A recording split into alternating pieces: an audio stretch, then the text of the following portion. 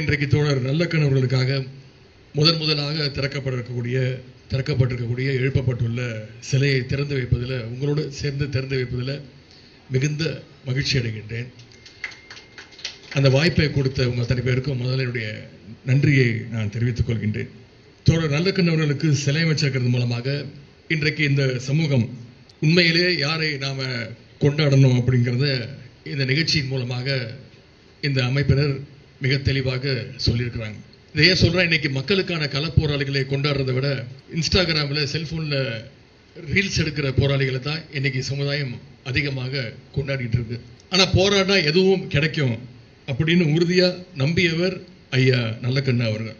அதற்கு ஒரு மிகச்சிறந்த உதாரணம் சமீபத்தில் நடந்த பாலன் இல்லத்தில் நடந்த நீட் விலக்கு போராட்டம், டெல்லியில் நடந்த போராட்டம். அதன் தொடர்ச்சியாக இன்னைக்கு இந்தியா முழுக்க இளைஞர்கள் அந்த போராட்டத்தில் ஈடுபட்டாங்க. ஆனால் நீட் எதிர்ப்பு போராட்டம் அப்படிங்கிறது தமிழ்நாட்டுக்கு புதுசு கிடையாது. என்னைக்கு நீட் முதலாக வந்துச்சோ அன்னையிலிருந்து திராவிட முன்னேற்ற கழகம் அதை எதிர்த்து கொண்டுதான் இருக்கின்றது. ஐயா நல்லக்கண் அவர்கள் எந்த அளவுக்கு எளிமைக்கு சொந்தக்காரரோ அதே அளவுக்கு போராட்ட குணத்திற்கும் அவர் சொந்தக்காரர். அப்படிப்பட்ட ஐயா நல்லக்கண் அவர்களுடைய சிலையை திறந்து வைக்கிறது என்னுடைய வாழ்நாள் பெருமையாக நான் கருதுகின்றேன். என்ன அவர் சொன்னது மாதிரி தமிழர் உரிமை, தமிழ்நாட்டு உரிமை, அதற்கு எதிராக என்ன நடந்தாலும் திராவிட இயக்கமும் பொது உடைமை இயக்கமும் என்றைக்கும் ஓரணியில் கைகோர்த்து களத்தில் நிற்கும். டாக்டர் கலைஞர் அவர்கள் அடிக்கடி பெருமையாக குறிப்பிட்டிருக்கிறார், நான் மட்டும் தந்தை பெரியார் அவர்களை சந்திக்காமல் இருந்திருந்தா நிச்சயம் ஒரு கம்யூனிஸ்ட்காரனாக தான் இருந்திருப்பேன் அப்படின்னு பெருமையாக சொல்லியிருக்கிறார். அந்த அளவுக்கு கம்யூனிஸ்டுகள் மேலே நம்முடைய டாக்டர் கலைஞர் அவர்களுக்கு தனி பாசம் உண்டு.